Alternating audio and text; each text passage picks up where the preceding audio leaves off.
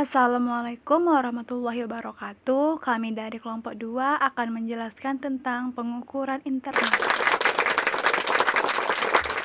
Audit internal. Definisi audit internal menurut Sawyer adalah audit internal sebuah penilaian yang sistematis dan objektif yang dilakukan auditor internal terhadap operasi dan kontrol yang berbeda-beda dalam organisasi untuk menentukan apakah informasi keuangan dan operasi telah akurat dan dapat diandalkan. Kedua, resiko yang dihadapi perusahaan telah diidentifikasi dan diminimalisasi. Tiga, peraturan eksternal serta kebijakan dan prosedur internal yang bisa diterima telah diikuti. 4. Kriteria operasi yang memuaskan telah dipenuhi. 5. Sumber daya telah digunakan secara efisien dan ekonomis. Dan 6. Tujuan organisasi telah dicapai secara efektif.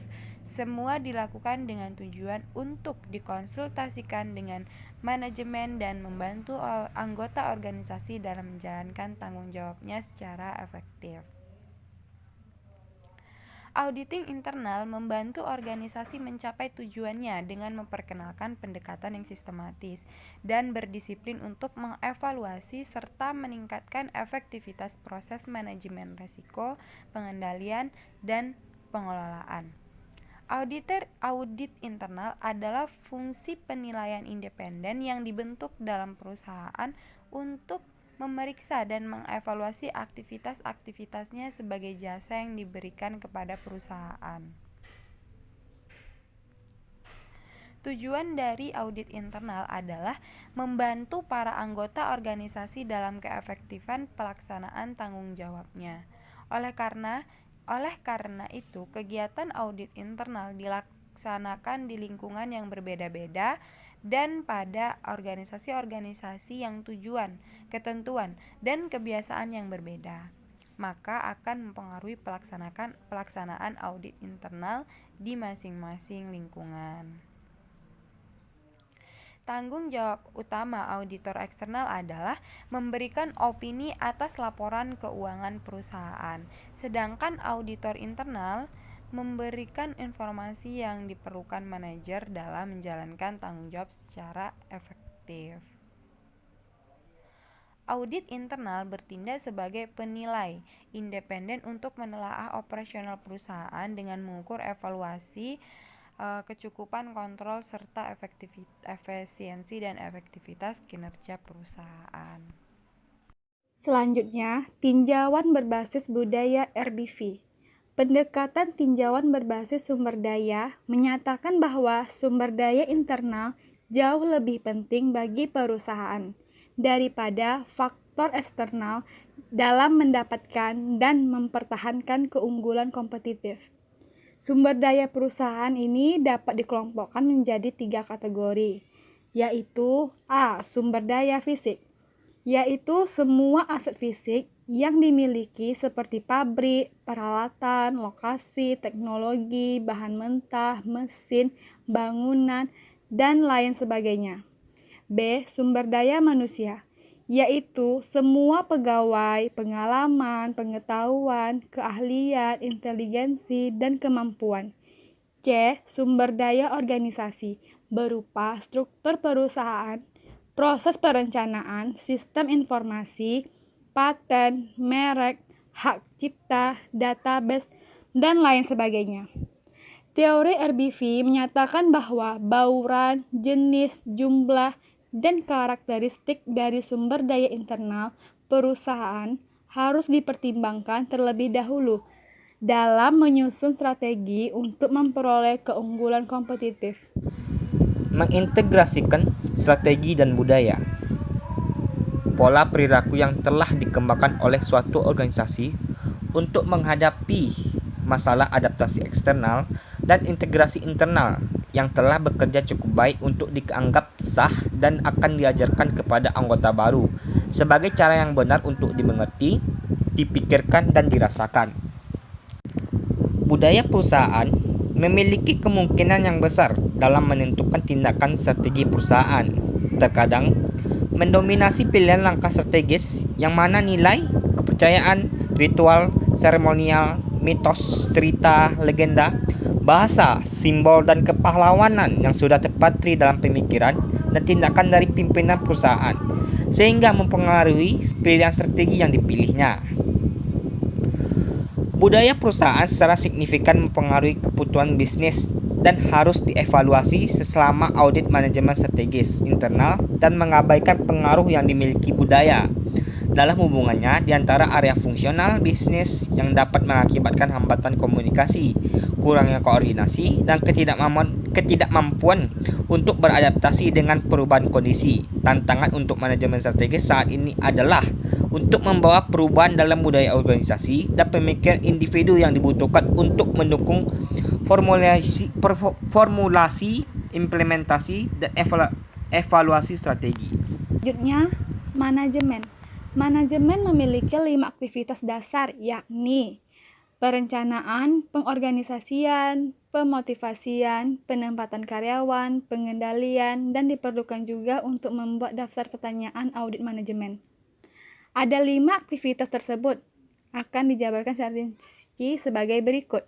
A. Planning, yaitu segala proses manajerial sebagai persiapan masa depan. Perencanaan awal proses manajemen sebagai persiapan antara masa kini dan masa depan. B. Organizing, segala aktivitas manajerial yang menghasilkan struktur tugas dan menghubungkan otoritas serta menentukan desain organisasi, deskripsi, pekerjaan, kontrol, kesatuan pimpinan, koordinasi, dan analisis. C. Motivating, yaitu proses dalam mempengaruhi orang untuk menyelesaikan atau mengerjakan tugas-tugas tertentu. D. Staffing, sering disebut juga manajemen sumber daya manusia yang meliputi seluruh aktivitas yang difokuskan pada tiap pegawai, administrasi gaji, keuntungan pegawai, dan keamanan pegawai. E. Controlling, yaitu segala aktivitas manajerial yang ditunjukkan untuk memastikan hasil yang dicapai sesuai dengan hasil yang direncanakan. Kegiatan controlling terdiri dari 4 tindakan dasar, yaitu menentukan standar kinerja, mengukur kinerja individual dan organisasi, membandingkan kinerja aktual dengan standar kinerja, dan mengambil tindakan korektif. Selanjutnya, pemasaran. Pemasaran yaitu seluruh proses yang dilakukan dalam menciptakan dan memenuhi kebutuhan pelanggan atas barang dan jasa. Adapun fungsi dasar pemasaran yaitu A. Customer analysis, meliputi survei pelanggan, informasi pelanggan, strategi pemasaran, profil pelanggan, dan strategi segmentasi pasar. B. Selling, produk, iklan, promosi, penjualan, publikasi, penjualan pribadi, manajemen kekuatan penjual, dan hubungan dengan distributor. C. Product and Service Planning, yaitu tes pasar, posisi merek, garansi, kemasan, pilihan produk, dan pengadaan dan pelayanan pelanggan.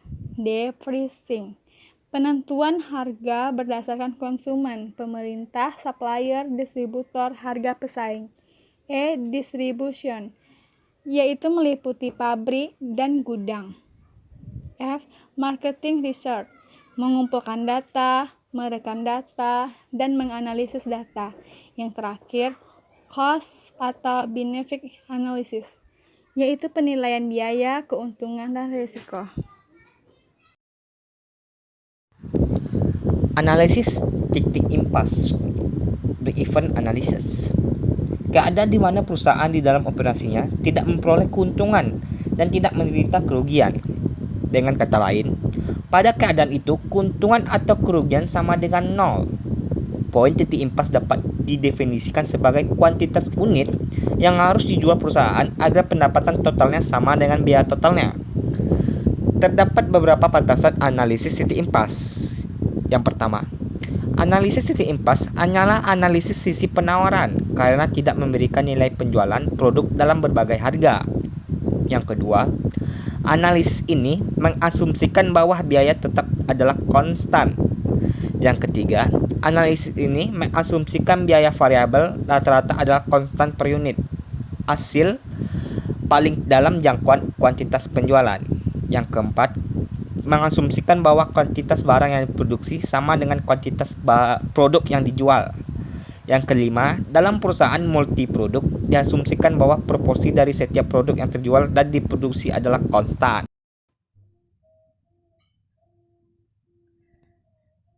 Penelitian dan pengembangan. Area terpenting kelima dalam operasi internal yang harus dievaluasi untuk kekuatan dan kelemahan spesifik adalah penelitian dan pengembangan litbang atau Research and Development (R&D).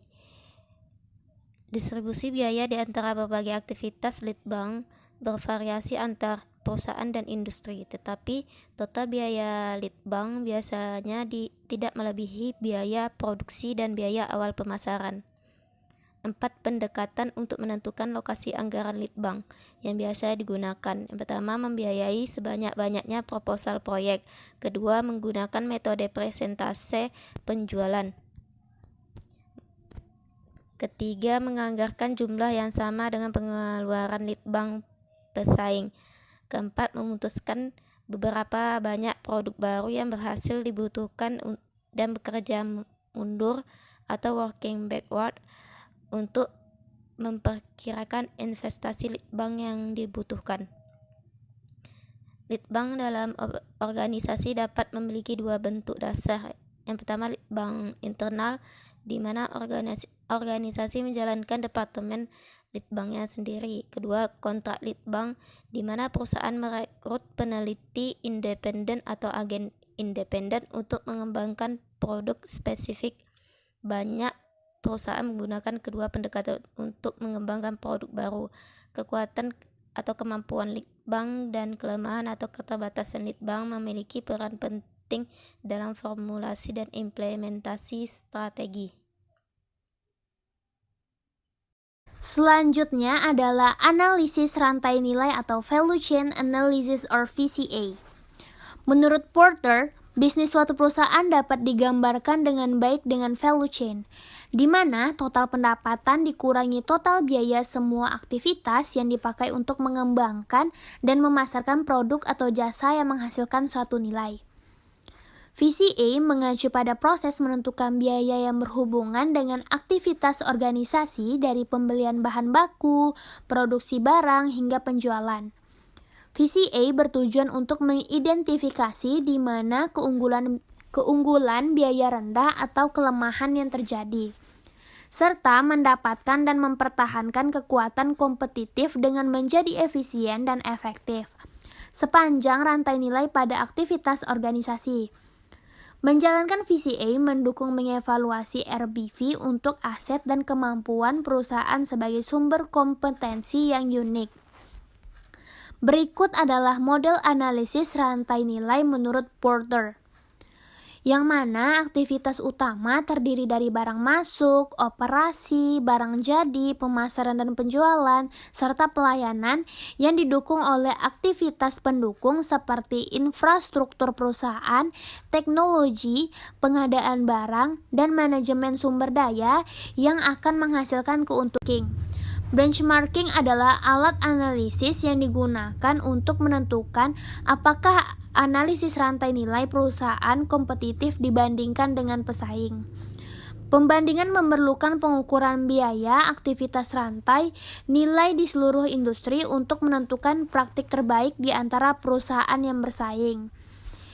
Yang selanjutnya adalah matriks evaluasi faktor internal atau Internal Factor Evaluation or IFE matrix digunakan untuk mengetahui faktor-faktor internal perusahaan yang berkaitan dengan kekuatan maupun kelemahan yang dianggap penting.